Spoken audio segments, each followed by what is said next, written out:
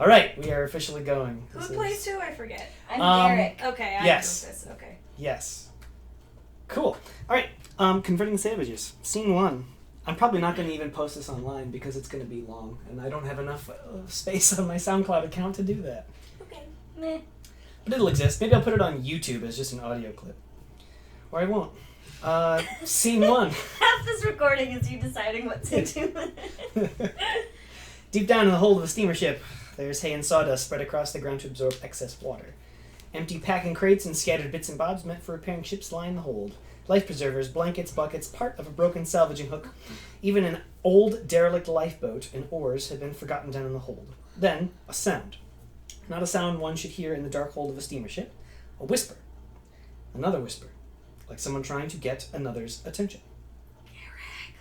No sound, apart from typical boat sounds. Another whisper. Garrick. No sound again. At least no response. Garrick. I have to piss. Why didn't you go on the dock before we left? I didn't have to go then. But you do now. It's all the water. It's not helping. It's called ocean, Rufus, not water. And you'd better get used to it. We're gonna be on it for quite a while. I didn't think I would have to hold it the whole way. Garrick emerges from his hiding place inside of the lifeboat. He moves some flotation devices out of the way and looks for his friend. Where the hell are you? Rufus emerges from inside a crate. An old fishing net shrouds him. Not bad, eh? Would you shut up? You'll bring the whole crew down on us. What? Just piss and get back in your crate. Okay. Climbs out and looks for a place to piss. Where? Where what? Where do I do it? Find a bowl. There's no Or a bowl. bucket. There's no bucket. Anything that'll hold it then. He looks around for a bit. He opens some of the crates before finding a bucket behind one. He smiles and holds it up. Garrick, a bucket! Shut up! He sets the bucket down and unbuttons his trousers. Looking around before going, he can't seem to squeeze it out. What are you waiting for? I can't go if you watch me. I'm not watching. But there's too much pressure. I don't think I can do it. Then go back to your crate. Rufus nods and buttons his trousers. He heads back to the crate and is halfway in before he has to go again. He steps out and goes back to the bucket. Well, Damn it! I almost had it. Could you? what? Could you maybe just hum a song or something? Hum a song? Ease the tension in the room. Rufus Booth, you've performed alone in front of hundreds of people for the last 10 years of your professional life. You've played Oedipus, Faustus, Hamlet, for God's sake, flawlessly for 6 nights a week. Are you telling me you can't empty the contents of your bladder in front of a house of one? I haven't had the luxury of rehearsing this for 2 months prior to opening. You're taking a piss, Rufus. You've been practicing that your whole life. There is a sound from outside the hold. They quickly hurry back to their hiding places and make no sound. A flashlight shines through the window into the hold, flickers around a moment, and disappears. The sound of somebody going back upstairs can be heard. And a watertight door slamming shut and locking. There's a moment of silence before Rufus bursts from his hiding place and relieves himself into the bucket with a sigh. When he finishes, Garrick appears and applauds him. Bravo. Your finest performance to date. Please stop. I thought you said you didn't want to get caught. They shut the door. Didn't you hear it lock? I was preoccupied by the screaming heartbeat trying to claw its way out of my kidneys. We're quite safe now, my dear. Get comfortable. We'll be down here for some time. Well, if you need a toilet, He picks up the bucket and moves it to the opposite corner of the small room they occupy. it's just there. How fares our rations? It's hard to say. You pushed me very hard when we were You boarding. didn't lose them, did you? Lose them? No. But I did squish them. He reaches into the crate and pulls a small sack out, examining the food. The bread is flat and the fruit is bruised, but luckily I remembered to bring tinned food. So the only damage done was to my ribs when I fell on all of it. Tinned food? Yeah, beans, tuna. I think I saw some peaches among them. Enough for 5 days, I should think. Did you bring a can opener? I thought you would. You left me in charge of the food. I naturally assumed that you had the utensils ready, or you'd have mentioned it. I naturally assumed you didn't need to be reminded to also bring utensils. So you didn't bring a can opener. Garrick climbs out of his hiding place, bringing with him the supplies he's brought. Water, cups, a map of the islands, pen and paper. I even remembered a change of clothes for when we land. I remembered everything I was supposed to bring, Rufus. I even brought cups for us when we drink, and I never wrote cups on the list because I assumed that where there's water, there are cups. I put myself in charge of all the essentials. All I asked you to do was to bring the food. And I did. And without a can opener, we won't be able to open any of it. I brought whiskey. What's that word? Balvenie. Balvenie? Glenlivet. 12 years. 18. Give it here. Tosses the bottle. Garrick takes it, a stiff drink. I suppose I can't stay mad at you. Easy on it. We have to make it last 5 days. 6 days. Mauritius is 6 days sailing from New York, dear friend, around the Cape of Good Hope and northeast again towards Zanzibar. Right when you think we'll land smack dab into Madagascar, we'll take it hard to port and land right on her, the star and key of the Indian Ocean. And our next booking. Permanent booking if we make it big there. I see no reason why we won't. Nothing but flightless birds and natives there. Natives? Mauritians. Brown folks with spears, most likely. The French tried to colonize in the 1700s, but they didn't stay long. We can use their fort as our theater until we can get a few more backers to build us a real one. The Mauritians won't speak French, will they? Doubtful. Good, because I could never stand that language. English isn't very hard to teach. They'll pick it up in no time. Oh, look! He pulls a knife out of his pocket. I remembered my knife! See? Our fortunes are already beginning to look favorable. Let's have He it. takes the knife and one of the cans from the sack. He pokes a hole in the tin, and then another, and then another. Who needs a can opener? If we do this, a mouthful will compromise the integrity of the lid, and it'll fall gently off. Easy peasy Japanesey. After a few more attempts, he stops and closes the knife. Maybe just sip the juice for now. He tests it, Pineapple. Lovely. chases it with a swig of whiskey, and hands the can to Rufus. Garrick, what did you mean by flightless birds? Well, some birds, Rufus, don't have the ability to soar through the air, so they adapt to the situation by hopping from rocks and nesting. No, I understand the concept of flightless birds. I meant what type. It's not penguins, is it? Because I didn't pack for the cold. I really didn't pack for any kind of weather. You don't suppose they'll have a Barney's on Mauritius, do you? Considering the last French colony left around 1730, I doubt Barney's has been able to secure a location to sell you tailored suits, Rufus. And Mauritius is a tropic island. There won't be penguins scuttling about. It'll be dodos you'll have to look out for. Didn't all those dodos die? Your lack of intelligence is showing, dear friend. Well, I hope they're slow. And if I'm hungry when we arrive, I'm not above chasing a dodo down and roasting it over open flame. Rufus drinks the juice from the tin and sets it down. They both find something to sit on and wait patiently. After a moment of silence, Rufus Booth, the father of American realism in Mauritius. Garrick Niederlander and Rufus Booth, collectively the fathers of American realism and Mauritius. I was doing it alphabetically. So was I. G comes before R. But Booth comes before Niederlander. We never agreed to do it by last names first. But first names first sounds better to you? Yes. So it'll be Garrick Niederlander and Rufus Booth Theater? That's too long. My phone. Hold on. I never said we were naming the theater after us, merely what the history books will say when they speak of our achievements. So what do we call it? The theater? Yes. Oh, any name will do, really. That hardly seems special. It'll be the first theater of Mauritius. That alone makes it special. I don't like the idea of a theater not having a special name. Like what? Something significant? Well, who is the father of American realism? Oh, come on. Everyone knows that. Do they? As plain as the nose on my face. I'm not so sure. If you're challenging me, then by all means, say it out loud. Together? 1. On 3. 1, 2, 3. 3. William Eugene O'Neill. Dunlap. they look at each other. Both seem appalled. William Of Dunlap. course! How could you not consider him the father of American theatrical realism? How would you even think to consider He him? was a pioneer! He paved the way for men like us! I agree that he was a pioneer in the sense that he traveled across the plains and covered wagons, yes, but hardly a pioneer for modern theater. Translator of hundreds of original texts and folk stories, the first true American to lay pen to paper in playwriting format, his mind was a veritable library of Alexandria. He's also been dead for 90 years. He's a better candidate for the father of American realism than Eugene O'Neill. Weren't you in the Hairy Ape? You weren't in the Hairy Ape, so how would you know? Because I saw the Hairy Ape and I know what good theater is supposed to be. It's not about how good the show is. It's about whether or not you're being true to life. If you are properly conveying the spirit of living in this country, it's about oppression, tyranny, the drones of the hive working to promise for a better tomorrow that they will never see. You gleaned all of that from the Hairy Ape? Of course. Perhaps we could call it the Dunlap O'Neill Theater. Nobody will understand. Besides, when Eugene reads about it, It'll go straight to his head. What about the Star and Key? Too specific. What's the state flower of Mauritius? Mauritius isn't a state. Well, the island flower then. I'm not sure. It probably has a French name. Skip it then. Perhaps we could call it the Dodo's Nest. You want to name the theater after a flightless bird you've never seen before. It'll be specific.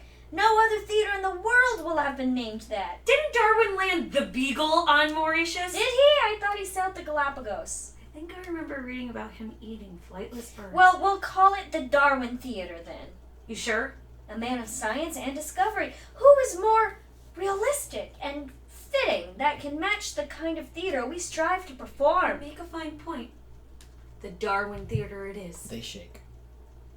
You don't think the natives will try and kill us if we start throwing Darwin's name around, do you? I don't recall Darwin eating tribesmen. Just birds and turtles, right? And fish. And the local berries and herbs. Come to think of it, he might have taken a bite out of everything on the island. But not the locals. Oh, certainly not. If Darwin had eaten a man, I think you and I would have read about it. Rufus unfolds his knife again, poking at the top of the can until it is loose. He wrestles a chunk of pineapple out of the can and eats it. They sit in silence, swaying gently back and forth on the ship as the sounds of the water outside can be heard. 5 days of this, then. 6. Remember? Ah, yes. Rufus offers the can to Garrick, who takes it and eats a chunk of pineapple. What show should we do? What?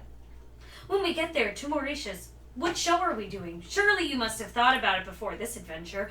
What do we teach the natives? How do we get them to remember Booth and Nederlander, fathers of the Mauritian American realism?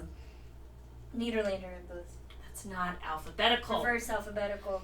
The show, Garrick, what are we doing? Well, honestly, I hadn't considered it until now. So we just hopped on a steamer bound 6 days to the East Island of Africa in order to bring theatrical realism, American realism to a group of islanders we've never met before. And you don't think about what show we might be doing? When you put it like that... Perhaps we were acting irrationally. Of course not, Rufus. This is the best for both of us. Speak for yourself. I had engagements, Garrick. Dates and a contract. For a 52nd Street turkey that would have folded week 2. You don't know that. Morning Becomes Electra is a terrible title written by a hack playwright with a bloated cast and poorly adapted from an even worse dead Greek playwright. I'm telling Eugene you called him a hack. After we're famous, I'll tell him myself. He'd have never done what we're doing. His pale Irish skin would have crackled to a crisp in the Mauritian sun. That'd be humorous. A sunburn with a mustache.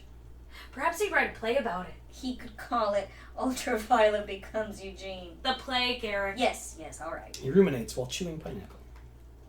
Perhaps we ought to do something that recently closed. Something contemporary. A Sinclair Lewis play, maybe. He only writes hobo plays. Natives will understand that sort of thing.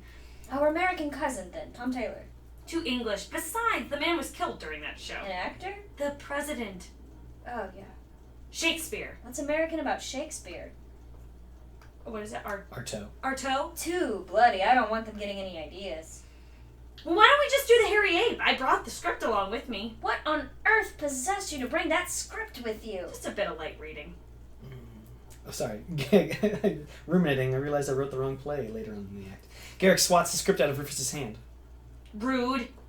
I have it! Yes? A new work! New? Yes! Like, off-Broadway? No, you simple-minded vaudevillian! A brand new script devised between the two of us! Oh, I don't know about that, Garrick. I was never much for composition. But you're a storyteller, aren't you? You've got the fire for performance. Between the two of us, we can tell the true and real story of life in America, the way it was always meant to be told, the full and honest story of the American dream.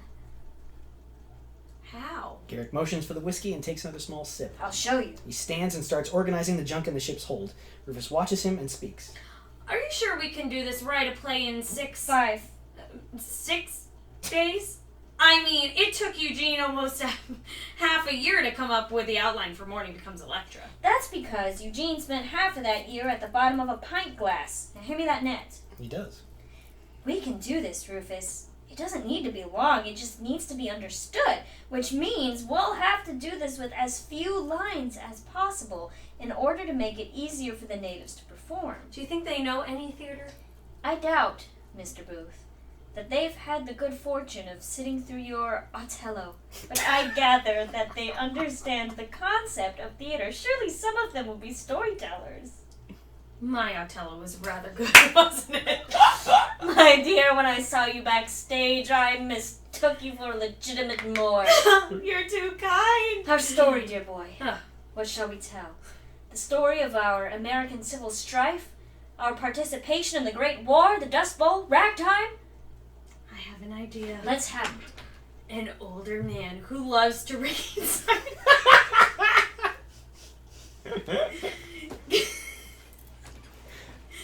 Here it comes. Of all the moments, this moment. I don't know why. Get it together, Tosti. Gets lost in his stories and thinks he's some sort of soldier. He sets out on an adventure with a companion before finally letting his madness get the best of him. Don Quixote. I beg your pardon? That's Don Quixote. You want to do Don Quixote? God damn it all! He eats another pineapple. I got it! Oh, what about a story of forbidden love? Family versus family, but each of the eldest children has fallen in love with each other. Would that be Romeo and Juliet or Pyramus and Thisbe? Damn! It's all right, my silly little clown. You're too far into the job to think of an original story. Luckily for you, I believe I have one. You do? Oh yes, pineapple me. He tosses a chunk from the can across the room into Garrick's mouth. This can be attempted with improvised commentary as many times as necessary until the job is done. Garrick rises and collects a few more items before showing them to Rufus. Et voila! Junk? Not just any junk, our junk. Specifically the things we've been hiding among. We will tell our story. Our story. Our struggle to Mauritius. Our daring journey across the Atlantic. Our harrowing run from theater to the docks. Our stealthy arrival on the steamer Valparaiso. Yep. It all makes for excellent theatrical realism. It is the American struggle in its purest form. We dashed out on the lunch check! We narrowly avoided the American prison system. We crawled through the through an unguarded porthole. We stowed away on board a tramp steamer bound for exotic worlds. I don't see the drama. Of course you don't, because you're narrow-minded. Oh. It's all right there. It's all right there. Plain as day. I will play me, and you will play you. I'm playing me. That's right. And who are you playing? Me. You are the character, you. They are the same. So do I have to act? According to the practices of American realism, all you must do is emotionally recall what it was like to be you during our adventure. That's the one that we're having right now. Precisely. How do I feel? I don't know, Rufus. It's a personal question. Only the actor playing you can identify and relate to those feelings. Which is me. That's right. You want me to feel the feelings I'm feeling right now. And when we rehearse, yes, perhaps you should keep an emotional recollection journal. You'll want to remember what you were feeling when we arrive. I imagine I'll still be feeling it. Of course you won't still be feeling it. 5 days from now. 6 days from now, you'll be feeling completely different. This is day 1. I myself am feeling alive, exhilarated, prepared to start life anew. Every breath is 1,000 anticipations. And the smell of piss. Yes, that too. And whatever that rotten smell is. I noticed that. Fish, I think. Is it still in here? I can't tell. The piss seems to be masking it somewhat. You'll have to throw it out. Where? The porthole, just there. What if I can't get it closed again or some splashes Then back? set it outside the door. Sorry. Won't somebody find it and get suspicious? It's fine, just keep it covered. What if one of us needs to use it again? Then we'll take the cover off. Well, what if one of us needs to use it right now? He just stares at him. Do you need to use it right now? He stares back. Yeah. Garrick sighs. Rufus steps to the bucket, unbuttons his trousers, and waits. Nothing happens. Well, Nope, I can't do it when I know you're watching. I am not watching. Yes, you are. I turn my back. You'll hear. Rufus, I know what it sounds like when you urinate. It's the same sound every man makes. Suppose I cough and the stream is interrupted. Or I break wind unexpectedly. Rufus, I am... Why don't you Tell me the plot of the play. That way you'll be speaking over my noises. Fine. Tell me when you're ready. Do it now. Okay. He speaks. As he speaks, Rufus is able to get it all out. This should be as awkward as humanly possible. Here's what I'm thinking. We start off as two humble actors begging to get noticed. An agent spots us on the corner performing for loose change and signs us to an act. Our act gets picked up as a show, and soon we're stars. We do Shakespeare, we do Moliere, we do Aristophanes, and finally, we learn the best theater ever created, American Realism. We teach our audiences the struggle of the American life, the dreams that are made and broken in a heartbeat. My phone went to sleep. Broken in an instant. And then, much like our dreams, we too become broken and jaded. But we persevere, as is the American spirit, and we decide to sneak aboard a steamer bound for a faraway country where we will not be persecuted and judged, where we can make a difference. And just like the first pilgrims that landed at Plymouth Rock, we will embrace the savages and show them how wonderful it is to be an American. How does that sound, Rufus? Rufus is able to squeeze the last bit out as Garrick finishes. Sounds like...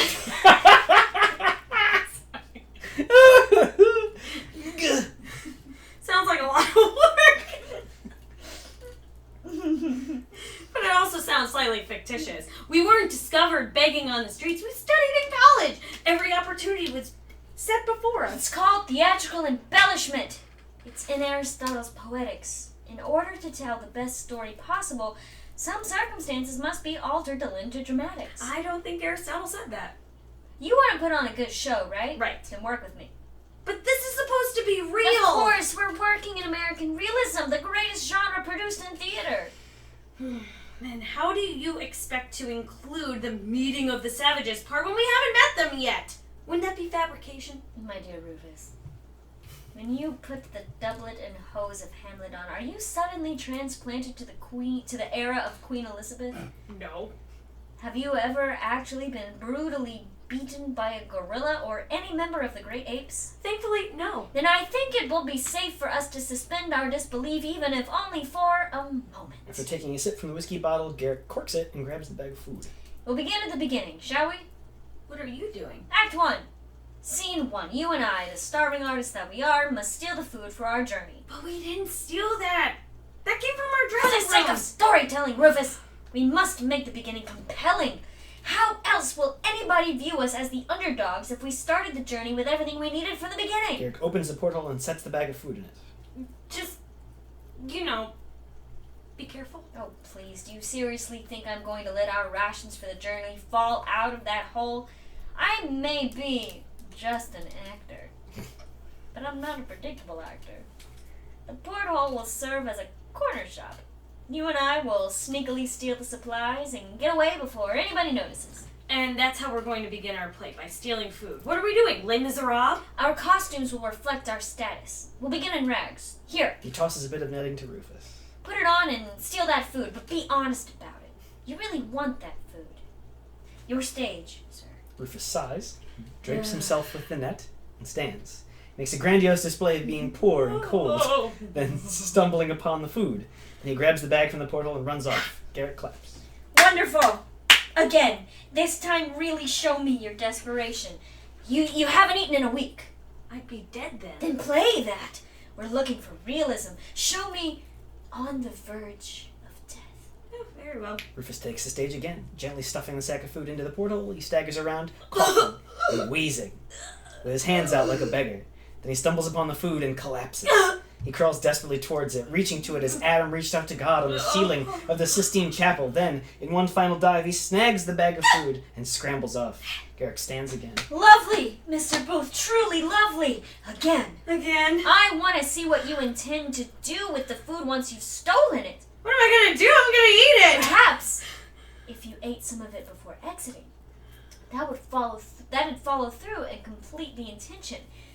We'd have legitimate realism, hunger, desperation, action, satisfaction, pure storytelling. So again. If you please. Garrick stuffs the bag back into the portal. Rufus shakes it out and begins. It is huge. It is desperate. It is full of pathos and reality. He snatches the bag out of the portal, pulls the loaf of bread out, and returns the bag, tearing into the bread. Garrick stops him.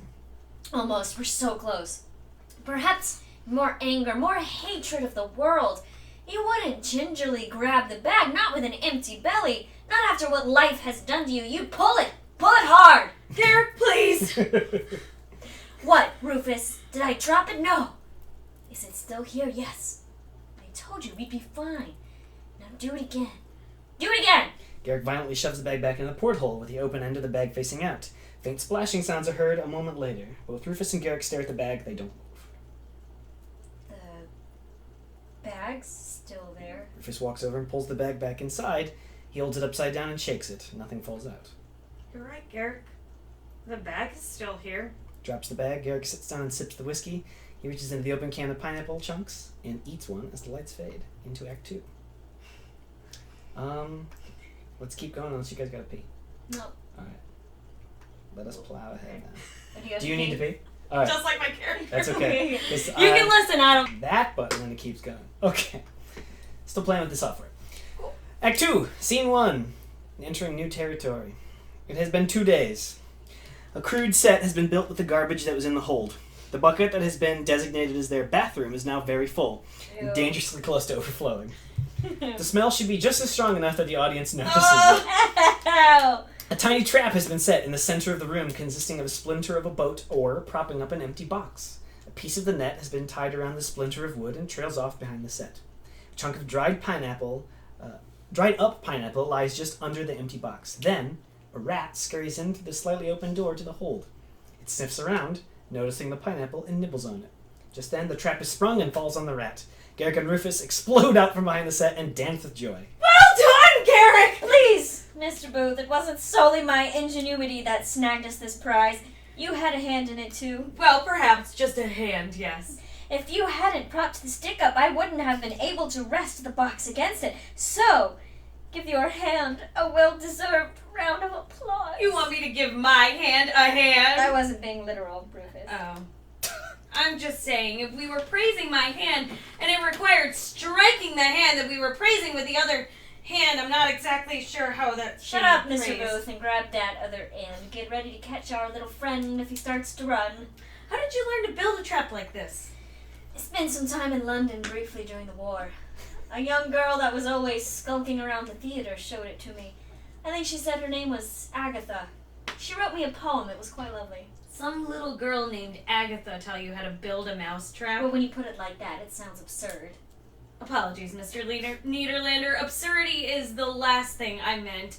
It's my appetite. It's just getting the better of me. Well, that will quickly be remedied. On 3 now. Oh, wait. What? Why does it have to be on 3? I beg your pardon? I mean, is that just something everybody says? You know, do this on 3. Why 3? I'm afraid I don't follow. Oh, well, to quote the Holy Bard, the readiness is all. Hamlet, Act 5, Scene 2, excellent passage. What I mean to say is I'm ready. There's no need to count to 3. 3 is an arbitrary number. You could count to 2 or just say now and lift the crate. The idea of something simply going to become more cohesive at the end of the count of 3 has baffled me my entire life. I didn't realize you felt so strongly about it. Just an annoyance. I'll survive. Well, then if you're ready, then I'm ready. The readiness is all. They inhale together and lift the crate. Diving at the rat, both men end up colliding heads, and the rat scurries away. It's getting away! I say that, Garrick! They chase after it for a moment, knocking down pieces of their set to get at the rat. It scurries behind their toilet bucket. They both just stare at it. Garrick, it's behind the bucket. Go and get it! You gotta be kidding me! I'm not going near that damn thing! What if I knock it over? Or it spills a little of it onto the rat? You just go and get our dinner. Just chase it out from behind it, and I'll cut it off there. Rufus delicately inches over to the bucket. The rat squeaks as Rufus gets closer. Nice little rat. Good little rat. Don't get any of that nasty excrement on you! He's practically on top of the bucket. Ew.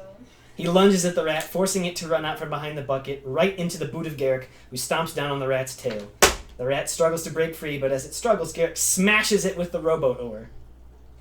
Well, that could have gone a lot worse. Yeah. You might have accidentally thrown the rat out of the porthole like the rest of our food. I did apologize for that. Apologies will not conjure our sea-consumed supplies. Apologies will not make the ocean suddenly regurgitate the bread and arcane goods back through that hole like some Macbethian cauldron vision. Mr. Boo! Apologies will not silence my ever-growling stomach. Mr. Boo! Garrick! We have barely a glass of whiskey between us and a sip of pineapple juice. And now we have some meat. How are we supposed to survive 4 days on only that rat? We must get creative. Lend me your knife again, my dramatically exhausted shipmate. Rufus hands over his knife. Garrick cuts the little head off the rat and runs the knife along the belly, scraping out the gross innards. He looks up at Rufus. You weren't thinking about eating any of this offal, were you? Well, what does it taste like? Have you ever sucked on a greasy penny? What kind of question is that? Tasted it like that. Oh. No thanks. Garrick continues to clean the rat as Rufus looks confused. Have you ever sucked on a greasy penny? Here. He hands back the knife. All done. Now all we need is fire. We have plenty of kindling, we just need a flame. Matches. Did you manage to bring matches? I don't smoke. You don't smoke? No. But this is the 30s, everybody smokes. Not me. Oh. I didn't know that. Perhaps we don't need to cook it. Maybe it'll be alright, just, eat it like that. You want to eat the rat raw? Well, was the plan to not eat it if you couldn't cook it? Truthfully, I hadn't really thought about that. It might not be that bad. To just tear into the uncooked flesh of this recently deceased rodent. What are we, animals? Oh, you ever had steak tartare? Yuck. Cold, mushy steak. You sucked on a penny, but you thought of a cold steak is what disgusts you. How exactly do you plan to tartare it? This isn't exactly the kitchen at the Ritz down here. Give it here.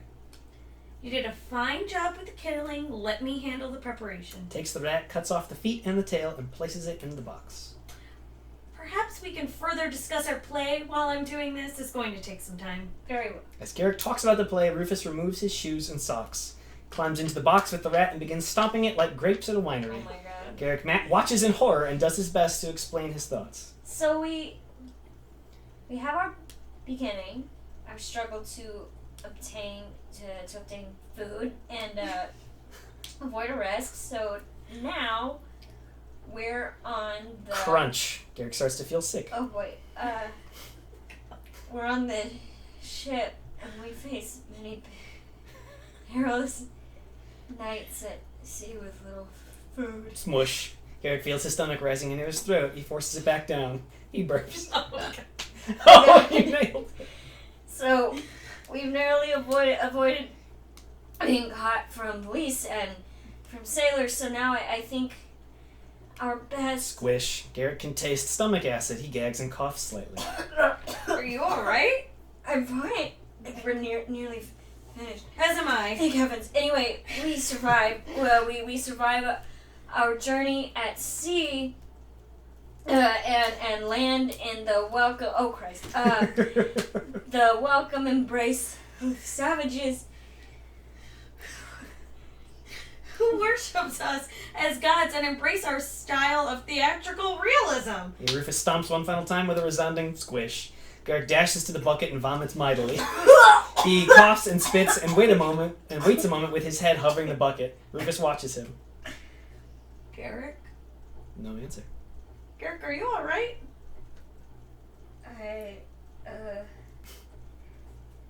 I'm afraid I may have vomited a bit too heartily and caused some of the previous contents of the bucket to splash back into my face and mouth. Oh my. Are you saying you have... Shit on my... I thought I could do it. Shit on my face, yes. I have shit on my face. In your mouth? Yes, my dear Mr. Booth. He stands up, wipes his face on his sleeve, and returns to Rufus. How's the tartare? And Rufus holds up his foot, covered in blood and meat. I will believe it's done. He climbs out and reaches into the box, shaping the meat into little patties. He holds one out to Garrick, who just stares at it. Rufus holds up another. Well, cheers. He holds his little smashed meat patty to Garrick. They toast their handful of meat and gently nibble at it. At first, neither of them are sure about it, but gradually their nibbles become a bit more positive. You know, this isn't all that bad. I know, right? I was just thinking that it kind of tastes like... Duck. Oh, yeah. I mean, I was going to say chicken, but duck, too, yeah. It's foul either way. Garrick smiles and waits for Rufus to get it. It takes him a while. Ah, I see what you did there. Points at Garrick and smiles. Rufus coughs and reaches into his mouth. Hair. Just then, the door to the hold gently pushes open and in walks a young man in a deckhand's uniform. He holds up a lantern and looks directly at Garrick and Rufus. I heard voices. Oh. They just stared at each other for a long time. What's that smell? Bucket over there. Delmar turns his lantern to see the bucket. Oh. How long have you two been down here? 2 days. Stowaways? They just nod. Well, I like what you've done with the place. Delmar walks a little further in and examines the crudely built set they've constructed from the supplies in the hold.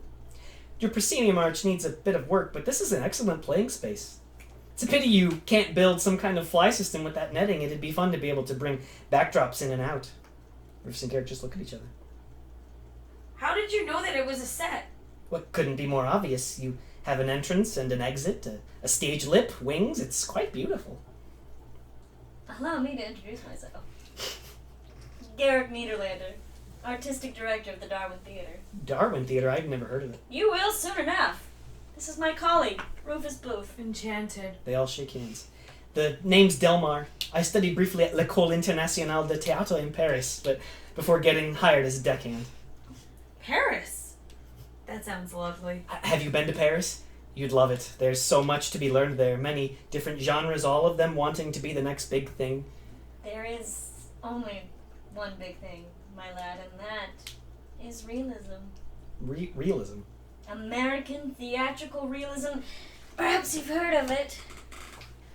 Eugene O'Neill, ring any bells? Rufus, please. The man is a student of the profession. Let's not drag hack writers into the conversation. I saw the hairy ape. I liked it. You hear that, Garrick? He liked the hairy What ape. is a mind like yours doing on a tramp steamer like this, bound for God knows where? Well, I've always wanted to see more of the world. This job makes it possible. I went to Borneo last month. And what was in Borneo? I don't know. They never actually let me off the ship. But I saw Borneo's coast. It was pretty spectacular. I'm sure it was lovely. Say, you're not going to tell anybody you've seen us, are you? Well, I'm supposed to report stowaways to the captain, yes. Even talented and famous actors like Rufus and me? You're famous? Oh, yes. Rufus and I have shared the stage with some of the most famous actors of our time. John Barrymore, Helen Hayes, Bela Lugosi. Did I mention I know Eugene O'Neill? In fact, the reason why we're here is because New York couldn't handle our stardom. We're off to make some new stars in new and exotic locations. We're planning on opening a brand new theater in Mauritius. How on earth are you going to get to Mauritius? Your sense of humor is delightful. You would make an excellent actor. So you're, like, on tour then? Precisely. You've already seen our set. He gestures to the garbage. I can't believe it. I'm interrupting the rehearsal of a touring company. Oh my goodness, I'm so sorry. I'm interrupting the rehearsal of a touring company. It's quite all right, Delmar. But if you were any kind of famous actors, you'd have bought a ticket. Or had some kind of rooms above deck. This doesn't seem right.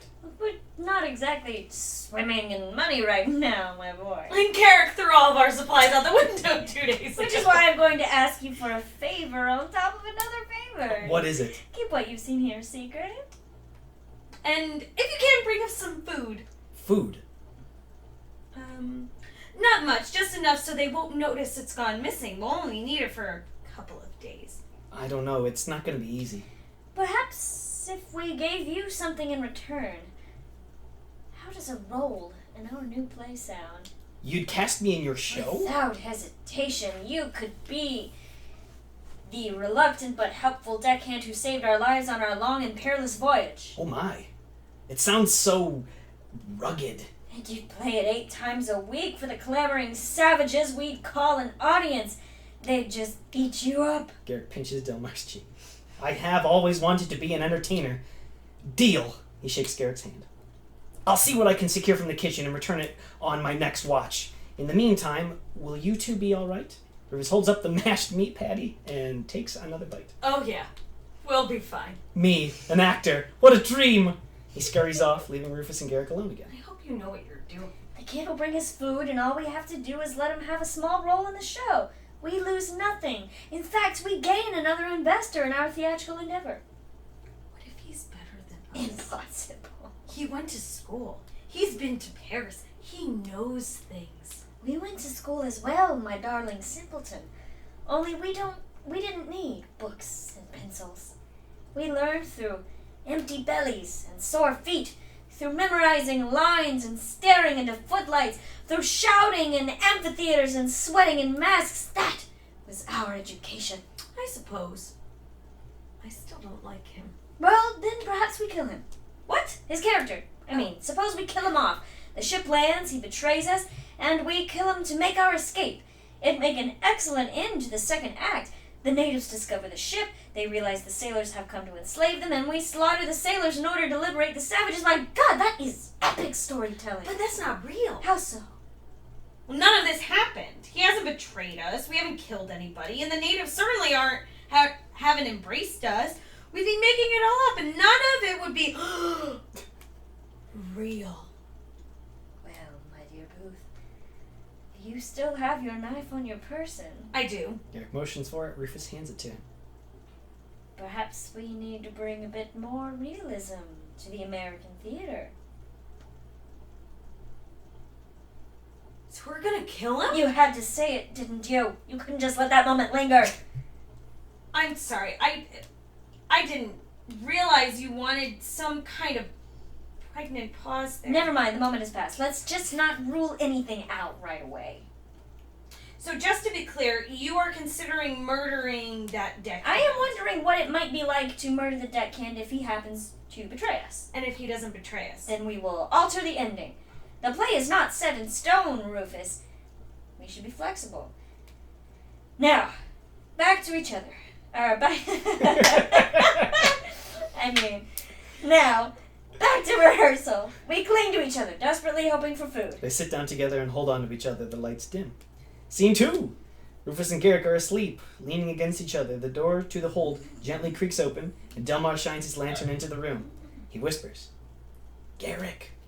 Nothing. He whispers again, Garrick. Rufus. They stir, springing up. Delmar waves at them as he gently closes the door.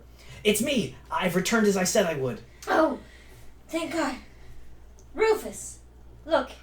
It's Dagwood. It's Delmar. Oh, sorry. It's Delmar, actually. That's what I said. Don't patronize me, Delbert. Delmar. Forgive him. He's delirious. We both are. Did you bring any food? Sorry. There was not enough rat tartare for 3 meals. It isn't much, but I managed a few things. He pulls a biscuit tin out from under his shirt and hands it to Rufus. Both men tear it open and look inside. They are thoroughly disappointed. Half a dinner roll. A few cooked carrots. Whatever this is. He holds up a fried ball. It's a Scotch egg. What's a Scotch egg? It's a hard-boiled egg wrapped in sausage and breadcrumbs. Rufus drops the egg back in the tin. I think I preferred the rat. There's cheese in there, too. Where? Just there, see? He points to it. Rufus holds up an unrecognizable green chunk of cheese. This thing? It's gone off slightly. Rufus drops it back in the tin and hands the entire thing to Garrick. You said you'd bring us food. Food enough for the remainder of this journey. But we're not far now. You ought to be able to make it on that. We've been waiting for you for... How long now? In the mouthful of bread, Garrick speaks. 1 day. 1 day! We're malnourished, thirsty, potentially contracting dysentery, and trying to produce a play that will revolutionize the way the world views American theatrical realism, and you bring us these tables. Rufus, your temper. We made a deal with you. Does this mean I can't be in your play? That depends. Did you manage to bring water? Or were we expect to drink from our toilet bucket? Oh, the water! Right! He steps outside for a moment and returns with a new bucket filled with water. That was the easy part. Here. Rufus takes it and begins drinking like a dying horse. Garrick has nearly finished eating the cooked carrots. Rufus pats Delmar on the shoulder. Excellently done, my boy. He's a good kid, isn't he, Garrick? Do you want the cheese? What? Are you gonna eat the cheese? Oh, no, Mr. Niederlander, it's all yours. Garrick pops the green chunk into his mouth and chews ferociously. So, when do rehearsals start? Well, as you can see, we've run into a bit of a snag. We've been rehearsing nonstop for the majority of the trip. We've built our stage, and we're working out the show day by day. Original composition is tough, without anything to eat. But I think we're just about ready for your scene. Excellent. I've always wanted to be in an original production. So many of the plays I performed at college were written by playwrights long since dead. Moliere, Shakespeare, Euripides, Shaw. I don't believe Shaw's dead yet, my boy. He was dead to me after he wrote Augustus Does His Bit. Cheeky! I like this kid. Fill him in on his role, Garrick. Me? You agreed to the deal. You envisioned his role. Tell him as you told me. Right. One moment. Garrick takes the water pail and drinks from it. He grabs Rufus and leads him to the other side of the room. They speak in stage whispers. What exactly are you doing? What am I doing? This was your idea. Have you forgotten? About what? About my knife? What? The business with the kid. You mean you actually want me to kill? Rufus covers Garrick's mouth. He shouts to Delmar. Kilt! Yes, Karen. I was thinking of putting him in a kilt. It might look very lovely. It's a Scottish play. It's bad luck to say the name of it. You know the deal. Of course. Rufus speaks again in stage whispers to Garrick. Yes, I've considered it. Why? Because this fool is trying to kill us. How do you figure? You saw the amount of food he brought us, right? I already ate all the food he brought us. Exactly. So how does he expect us to... Wait, you ate all the food already? Yeah. Barely a mouthful between You ate everything? Well, everything but that Scotch egg. You Yuck. didn't leave me anything? He gave you the water. Yeah, because I gave you the food! Exactly. I gave you the food to hold on to. It was meant to last the rest of the trip. No way we'd have been able to ration that. We'd be dead by tomorrow. And then where would our play be? Unfinished in the hold of that stinking ship. What the hell are we supposed to do now, Garrick? Tell him to go get more food. He can't get more food. He looks to Delmar. Could you go and get us more food? I doubt it. See, Garrick? He doubts it. Then I'm in. What? Then plan. I'm in. I'm all in. If we do it, we'll have food. You want to eat? He whispers but points wildly at Delmar. Him? Yeah. Look at him. He's about the size of 25 of those rats. That's a lot of tartar. You make a good point. Delmar discovers the whiskey bottle. It's full of what appears to be gorgeous golden brown No! whiskey. He uncorks it. Mind if I have some of your whiskey? Without looking back at him. We ran out of whiskey days ago. No, you didn't. There's a whole bottle here in this box. Delmar starts to drink. Rufus notices. We've been pissing in that. Delmar spits and gags. The bucket was starting to overflow. Delmar retches in the corner as Garrick and Rufus confer. Give me your knife, Mr. Booth. I believe I have a scene to walk our young friend through. Strike true, Mr. Niederlander. They approach Delmar and smile a malnourished smile at him. Here's where we stand. Mr. Booth and I began our journey on the streets of New York, hiding on this ship to avoid capture from the law. Together, we decided we were going to teach American theatrical realism to the natives on far Mauritius. And despite having no food and little sleep, we toiled away to create the ultimate story. That's the play, or that's what really happened? That's the beautiful thing about American theatrical realism, Delmar. They are one and the same. Which brings us to your character. The lowly deckhand that wanted to be an actor. Precisely. The man who stealthily smuggled us these meager supplies so that we might live another day. And the man that betrayed our confidence to his captain while we slept. Betrayed? But I haven't done... Shh, I'm not finished. The young sailor who wanted to be an actor informed the captain of our whereabouts and then, in an effort to keep his secret safe, agreed to supply us until we landed. Take the stage, dear boy. I don't know. Take the damn stage! All right. Delmar stays on the stage. Show me the face of betrayal. How is this? Excellent. And in one go, too. He's even better than you, is he not, Rufus? Upsettingly so. Now, with betrayal comes justice. Rufus and I discover that we've been betrayed. Rufus, the stage is yours. Rufus walks onto the stage. Mr. Booth, you maintain your calm in the face of this Judas and an ascot and agree to work with him, sharing the stage and the play about our adventures. But you have a secret of your own, don't you? I do. He does? He does.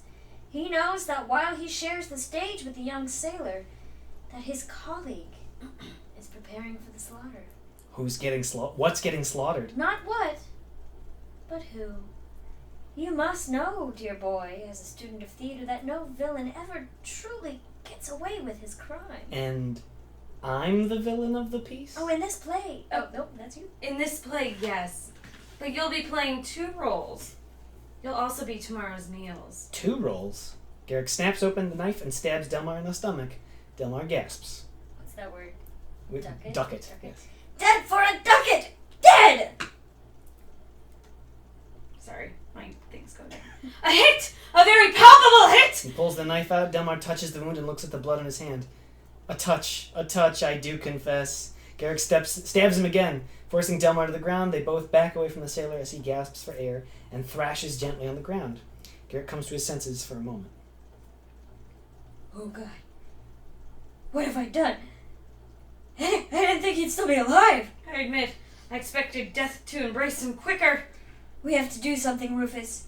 We have to find the ship's surgeon. Maybe we can still save him. Explain the situation. Say he fell on it and we found him. This is American theatrical realism, Garrick. We are living it now.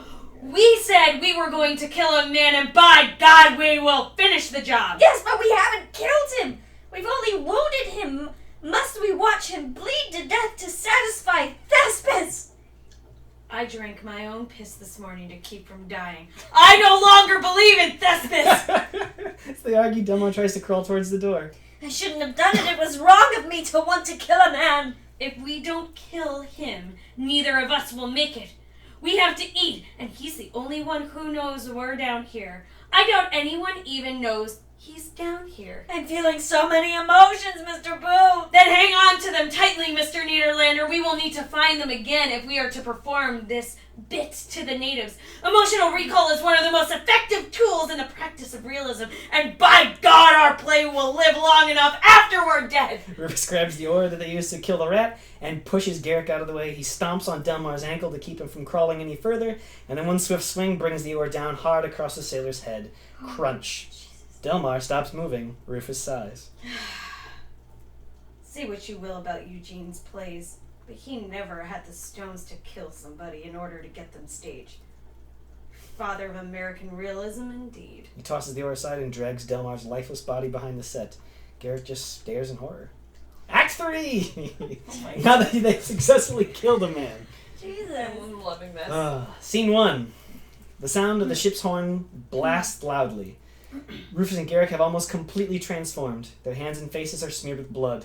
They wear bits and pieces of the clothing previously worn by Delmar, and have now turned the entire ship's hold into their set.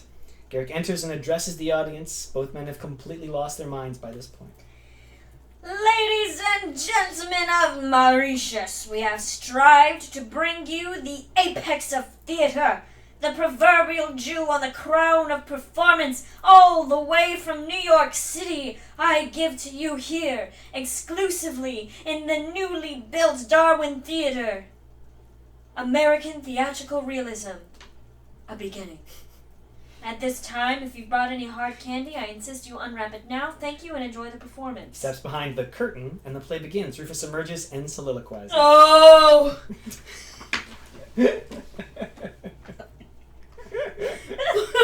Come on, Vowels. For a muse afire. That would have damn it. Sorry. It's just the beginning of Henry V. You can do it. The that would ascend the brightest heaven of invention, a kingdom for a stage, princes to act, and monarchs to behold the swelling Not scene. that play, Rufus. He Apologies. turns back to the audience, takes a breath, turns to face him again, and begins. It began with a lunch check. A check we refused to pay, because what kind of human being charges $6.50 for an open-faced pastrami and rye? I mean, come on! Step a bit, Mr. Booth. Hungry, cold, desperate, we gathered what little supplies we had and stowed away on this mighty ship bound for far, exotic countries. But the sound of our rattling and empty bellies forced us to do drastic things. Garrick enters carrying the toilet bucket. It is very full and incredibly smelly. We will put on a show. The daring actors cried! We will teach it to the locals.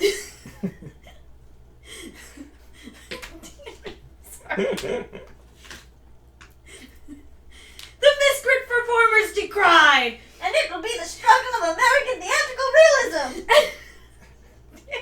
Sorry. And who was the father of that inspiring movement? Rufus points at Garrick. Garrick looks slightly confused and annoyed. Do I really have to say it? Yes, Garrick, it's in the script. Who was the father of that inspiring movement? Eugene O'Neill. Here, Rufus produces the rolled up copy of This Is Where I Fucked Up. Morning becomes a lecture and points at it like a knife. Eugene O'Neill, the father of American theatrical realism, and his glorious writing will forever stand as a testament to his... Garrick grabs the script and drops it in the toilet bucket. Garrick, Niederlander, and Rufus Booth decided to up the ante. That was my only copy of that. We would journey to the far reaches of the world, the star and key of the Indian Ocean. Mauritius! Rufus Oh, the reveals dodos! a painting of an island done in dried blood. Oh my God. How about the dodos? As natives! Who have never seen theater before! And are definitely not cannibals! The jury's still out on that last part. No, they're definitely not cannibals! Well, we'll see. But fate is a cruel mistress! A big old bitch! Oh, there's not a colon there. That's a line. And just when we were feeling good about our journey, the sea consumed our food! Garrick holds up the toilet bucket, walks to the porthole, opening and hurling the contents towards the opening. Not all of it makes it out of the hole. Yes, some of it drips down the wall. Having little to no food and six days of a journey to still embark on, the intrepid actors became desperate. Oh, if only I knew how to catch food! Wait! I know a way. We'll build a A trap! trap? For what? For rats! And so, because Garrick Niederlander once met a little British girl named Agatha who taught him how to build a trap, the duo were saved from the brink of starvation. Rufus puts a pair of rat ears he's built out of wood on his head. He crawls and squeaks.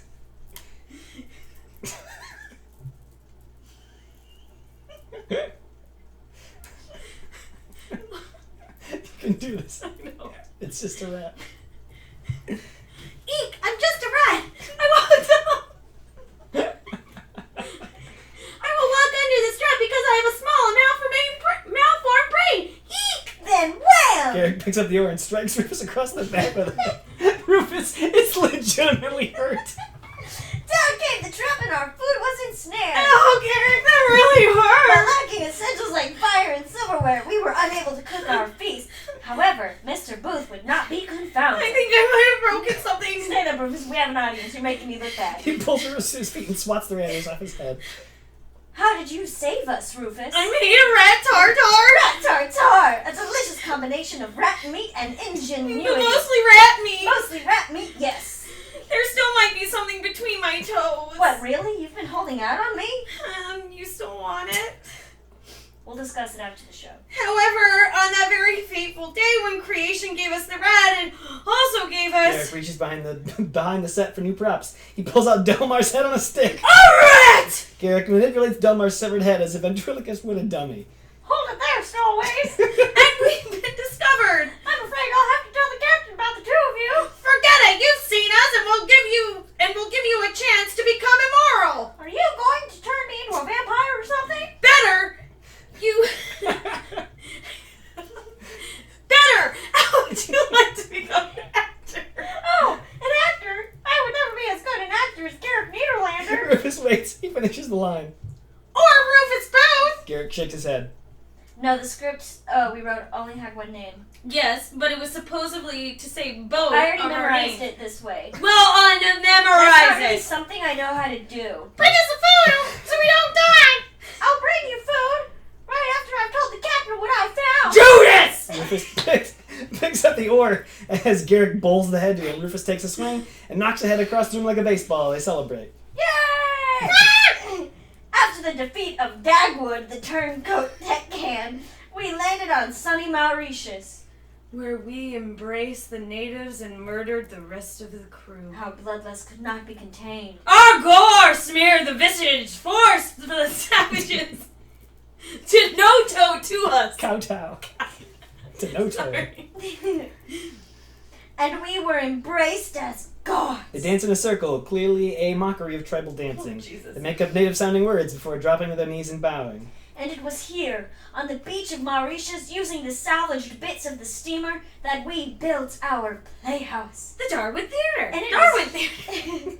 and it was here that American theatrical realism became a mainstay for now and for generations of uncultured spear carriers. And next season we're doing Othello. It was the role you were born to play, Mr. Booth. Thank you, ladies and gentlemen.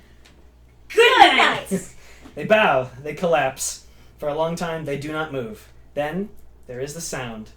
The sound of one person clapping. They both sit up and look around. A young man with a lilting Irish accent speaks to them. I must say, lads, that was something unlike anything I've ever seen before. What do you call it? How did you... Get on board? The ship's been docked for an hour now. I came on looking for the package I was meant to receive, a brand new Smith Corona typewriter. My name is Samuel. I'm a playwright. He holds out his hand to shake. They just look at him, almost like dogs, sniffing at his hand. I live here. In Mauritius? I'm sorry, Mauritius? Isn't that where we've landed? We're on a 6-day journey to an exotic island. No, this is Paris. The ship was bound for Paris. Wasn't the name of the ship a bit of a tip-off? Valparaiso? Is that French? Yep, pretty French. So no natives. No dodos. No Darwin Theater. No American theatrical realism? Is that what that was? That was American realism? Because I have to be honest with you, there was nothing real about it. And I loved it. From now on, I want all of my work to be exactly like what I saw there. I want to be the first to thank you for helping me create a new kind of theater.